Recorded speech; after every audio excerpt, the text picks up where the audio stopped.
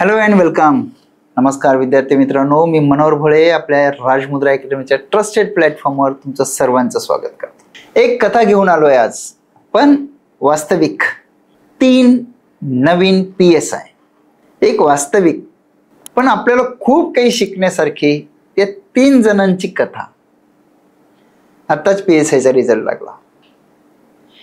विजयचा गुलाल अनेक विद्यार्थी मित्रांनी उधळला. त्या सर्वांचं अभिनंदन. या तिघांचाही त्यात समावेश होता, पण या तिघांची कथा जरा वेगळी होती. अनेक वर्ष झाले माझ्या संपर्कात होते. तसं म्हणलं तर अभ्यासाच्या सुरुवातीपासून तर आज उधळल्या गेलेल्या गुलालापर्यंत मी त्यांच्या प्रवासाचा साक्षीदार आहे. एक एक करून तिघांची कथा थोडक्यात तुम्हाला सांगतो. पहिले, बाहेर एका कंपनीत गुजरातमध्ये काम करायचे. लग्न झालं होतं त्यांचं. ते मिस्टर अँड मिसेस मला गुजरातहून भेटायला यायचे. अभ्यासाचा फॉलोअप वगैरे द्यायचे, परत जायचे, परत काही दिवसांनी यायचे. काही अडीअडचणी होत्या, ते इथं सांगण्यासारख्या नाही आहेत. काही दिवसानंतर त्यांच्या मिसेसचं राज्यसेवेमध्ये सिलेक्शन झालं. त्यांना पद मिळालं. मग हे कुटुंब थोडं सेटल झालं. मग आपण त्याला म्हणतो ना की स्ट्राईक हातात घेण्याचा प्रकार. मिसेसनं स्ट्राईक हातात घेतली.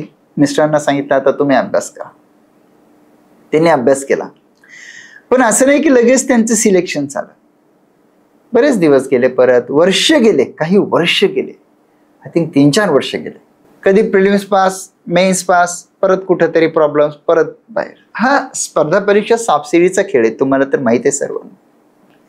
एकदा सापाच्या तोंडात गेले की डायरेक्ट खाली. मग असं व्हायचं. यश थोड्या थोड्याच हुलकावणी द्यायचं. तर माझ्या काळात मला भेटायचे. आता हे जुने सगळे विद्यार्थी माझे मित्रच आहेत. गप्पा मार मस्तपैकी.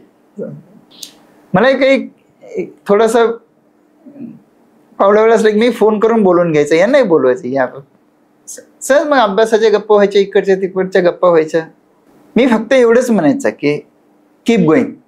मला भेटल्यानंतर अभ्यासाचा फॉलोअप झाला की कुठं कुठं काय काय छोटे मोठे विषय आहेत ते काढून बघायचा, ते दुरुस्त करायचं आणि चालू द्या म्हणायचं. त्याचा फायदा असा झाला की यावर्षी त्यांचे सिलेक्शन झालं. पहिला PSI आपला की म्हणजे या कथेतला की ज्यांनी पहिला गुलाल उधळला. मला फोन आला त्यांचा, सर झालं सिलेक्शन. मी कायम सांगत असतो, जेवढा तुमच्या निवडीचा आनंद आई वडिलांना होतो तेवढाच आम्हा शिक्षकांना होत असतो.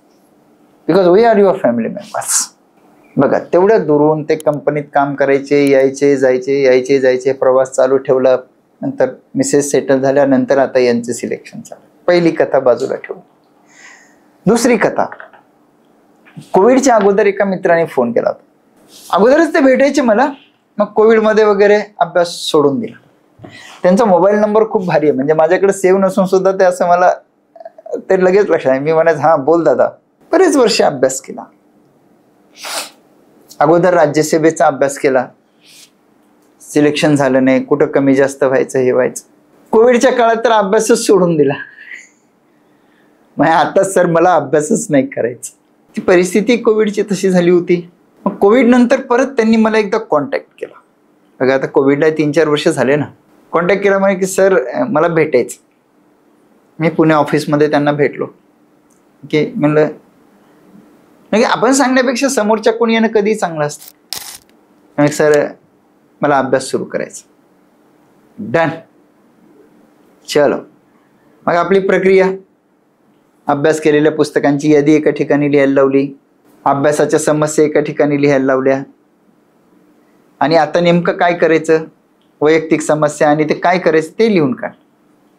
पहिले बोललो आपण एकदा एक सर्व्हिसिंग सेंटरला, जसं नाही का आपण काही गाडीमध्ये प्रश्न निर्माण झाले तर सर्व्हिसिंग सेंटरला नेतो. बोललो की दादा आपण सर्व्हिसिंग सेंटरला जाऊ. कशासाठी, आपल्या मनातलं हे जे काय कधीतरी you need to format your memory. Sometimes you need to format your memory. मग आम्ही एका योगा कोर्सला पाठवलं. YLTPचा कोर्स करून आले ते. मग फ्रेश मूडमध्ये अभ्यास सुरू केला. YLTPच्या कोर्सला आर्ट ऑफ लिव्हिंगच्या मी बऱ्याच लोकांना पाठवलं. काही असू देत, माझं एवढं स्पष्ट मत आहे आपल्या अभ्यासासाठी जे काही फायदेशीर आहे ना ते सगळ्या गोष्टी केल्या पाहिजे. सगळ्या चांगल्या गोष्टी प्रत्येक ठिकाणून आपण वेचून घेतल्या पाहिजे आणि प्रक्रियेला पुढे नेलं पाहिजे. सगळं झालं, मग अभ्यासाचं एक वेळापत्रक तयार केलं, अभ्यास सुरू केला. त्याच्यानंतर सुद्धा 2 अटेम्प्टला यश नाही मिळालं. मग परत तो फ्लक्च्युएशन आलंच ना. कधी प्रिलिम्सचा रिझल्ट लागला की पास, मग एकदम हॅप्पी. मेन्सचा रिझल्ट लागला की नापास, परत सेन्स 6 आपला down. Look, always keeping ups and down येणारच. त्यांचा मला फोन आला की मी सांगायचं फक्त मला, सर मी फ्रस्ट्रेट झालो हे वाक्य वापरायचं नाही, आता पुढे बोल असं. मग ते नंतर एवढे फॅमिली ते फोन केला की म्हणे सर माझा अभ्यास चालू आहे, बाकी मला काहीच सांगायचं. याही विद्यार्थी मित्राच्या बाबतीत अभ्यासाच्या चुका शोधून काढल्या, त्या दुरुस्त केल्या आणि हा दुसरा गुलाल उधळला या वर्षीच्या या आपल्या कथेतल्या दुसरे PSI. त्यांचं सिलेक्शन झालं. त्यांनी माझ्याविषयी जे काही मत व्यक्त केलं ना ते चांगलं होतं. तसं मी ते जर इथं सांगितलं तर ते सेल्फ ॲप्रिशिएशन केल्यासारखं होईल, त्यामुळे नको. ते बोलले की सर आई वडिलांसारखंच तुमचं महत्व आहे माझ्या आयुष्यामध्ये. आणखीन बरंच काही बोलले, पण थँक्यू. दुसरे PSI झाले. पेशन्स ठेवला, चुका सुधरत गेले, दुसरे PSI झाले. तिसरे, त्यांचं एक वैशिष्ट्य खूप छान होतं. ते म्हणे सर मी ठरवून या क्षेत्रात आलो, मी काही झालं तरी हे क्षेत्र सोडणार नाही ना, कारण म्हणे सोडून मला पर्याय नाही, मला हे करायलाच पाहिजे. हा म्हणे मी खूप काही हुशार नाही, काही नाही, माझा अकॅडमिक रेकॉर्ड काही खूप असं आउटस्टँडिंग नाही, पण मला हे करायचं. ज्याला अस्तित्वाचा प्रश्न म्हणतो ना ते समजून या तिसऱ्या विद्यार्थी मित्रांनी अभ्यास केला. ही सो ऑनेस्ट. असं वाटायचं की हा व्यक्ती आपल्याला सतत भेटत राहावा. एकदम प्रसन्न चेहरा, नराशी दाढी ते राखायचे, छान वाटायचं. काय रे दादा म्हणलं की चालू आहे सर असं म्हण. पण त्यांचं एक गोष्ट मला खूपच चांगली, काही झालं तरी मला हे करायचंच. आज होईल उद्या होईल पण माझं नक्की होईल, हे एक स्ट्रॉंग डिटर्मिनेशन मला त्यांचं खूप आवडतं. थेंबे थेंबे तळे साचे, साचलं ना थळं. स्पर्धा परीक्षा करण्यासाठी असं काही गरजेचं नाही की तुमचं अकॅडमिक खूपच स्ट्रॉंग असावा, असं काही नाही. 12th पाहिलंच ना आपण. आयुष्यातले चढ उतार यांनी चांगले फेस केले. घरी अनेक प्रश्न निर्माण झाले. इव्हन आता आपलं पुढे शिक्षण कंटिन्यू होते का नाही असंही वाटायला लागलं. बट या सगळ्यातून मार्ग काढून, कोणत्याही कौटुंबिक समस्येचं भांडवल न करता, कोणत्याही आर्थिक समस्येचं भांडवल न करता, सिंपल सहजतेनं आपला अभ्यास चालू ठेवला. मला सांगायचं सर मला हे करायचंच, आय विल नॉट क्विट. कमी जास्त आलं तरी अभ्यास चालू ठेवला. परत तोच मुद्दा माझ्या संपर्कात आल्यावर काय, अभ्यासाचे दोष कुठे आहेत ते शोधायचे. दादा हे दुरुस्त कर, दादा ते दुरुस्त कर, हे कुठं कमी आलं, ते कुठं कमी आलं, दुरुस्त करण्याचे उपाय सांगितले. मग त्याच्या उपायामध्ये जसं मी म्हणतो लिकेज थेरी, तसं त्या उपायामध्ये होते अवघड विषयाच्या नोट्स काढायच्या, MCQ सोडून पाहायचे, टेस्ट लावायला लावली. राजमुद्राच्या टेस्ट सिरीजला होते ते. टेस्ट नंतर चुका लिहून काढायला लावल्या, त्या दुरुस्त करायला लावल्या. काही विषयांची पुस्तकं बदलली. परीक्षेच्या काळात योगा आणि ध्यान करायला लावलं, जास्त करायला लावलं उलट. या सगळ्या गोष्टीचा असा फायदा झाला की आपल्या या कथेतल्या तिसऱ्या PSI ने यावर्षी गुलाल उधळला. लुक फ्रेंड्स, या संपूर्ण या तिन्ही कथांमधून आपल्याला शिकण्यासारखं काय आहे? First thing, accept the situation as it is. जशी परिस्थिती आहे तसा त्याचा स्वीकार करायला. दुसरा मुद्दा, आयुष्यात वाट पाहण्याचं एक महत्व आहे ना.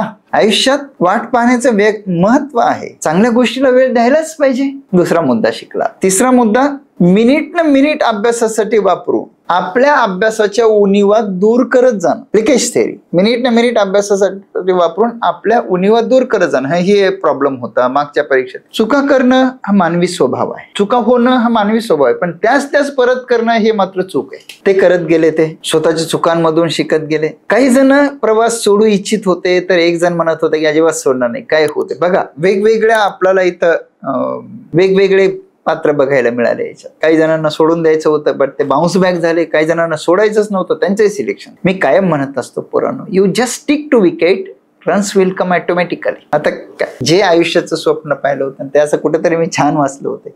जगातले सर्वात मौल्यवान स्टार हे वर्दीच्या खांद्यावर असतात. Most precious stars. आता ते एक पोलीस अधिकारी आहेत, तिघही जण. आणखीन एक प्रिन्सिपल आपण जे शिकलो याच्यातून ते तुम्हाला आपल्याला रिवाइज करायचं राहील. आपल्या आर्थिक आणि कौटुंबिक समस्यांचं जगाला काही नाही पडलं, त्याचं भांडवल न करता आपला अभ्यास चालू ठेवा. बस या तिघांसारखाच तुम्ही कधीतरी गुलाल उधळाल, मला खात्री आहे. कारण मी वर्षानुवर्ष या क्षेत्रात आहे. एक सिंपल मी सूत्र सांगत असतो. स्पर्धा परीक्षेमध्ये एक यशाचं एक सूत्र आहे, आपल्या प्रामाणिक प्रयत्नातलं सातत्य. प्रामाणिक शब्द अंडरलाईन करा, प्रयत्न अंडरलाईन करा आणि सातत्य अंडरलाईन करा. नक्की प्रामाणिक प्रयत्नात हे सातत्य, नक्की यश मिळतं. दुसरं एक वाक्य मी सांगतो जाता जाता, स्पर्धा परीक्षांचा अभ्यास झालेल्या विद्यार्थ्यांना शिक्षक नाही तर कोच पाहिजे. शिक्षक नाही तर कोच पाहिजे. मी कोचचं काम करतो बरोबर. शिक्षकाचं काम तर आपण सर्व शिक्षकांना क्लासमध्ये वगैरे ऑनलाईन ऑफलाईन बॅचला करतच असतो. You need coach. कोच की सुनेया. जेव्हा ते कोच सांगत असतात ना, त्यांचं ऐकायला पाहिजे. ते अनुभवातून सांगत असतात, आपल्या आई वडिलांच्या नात्यानं सांगत असते ना. कोच की सुनेया. राईट. चलो, तुम्हाला सुद्धा एक खूप लख यश, तुमच्या आयुष्यात यशाचा लख प्रकाश पडू देत, यासाठी राजमुद्रा अकॅडमीच्या ट्रस्टेड ऑनलाईन प्लॅटफॉर्मवरून मी तुम्हाला सर्वांना शुभेच्छा देतो. आपल्या सगळ्या स्टाफ करून wish you all the best friends. Bye bye. परत भेटूया.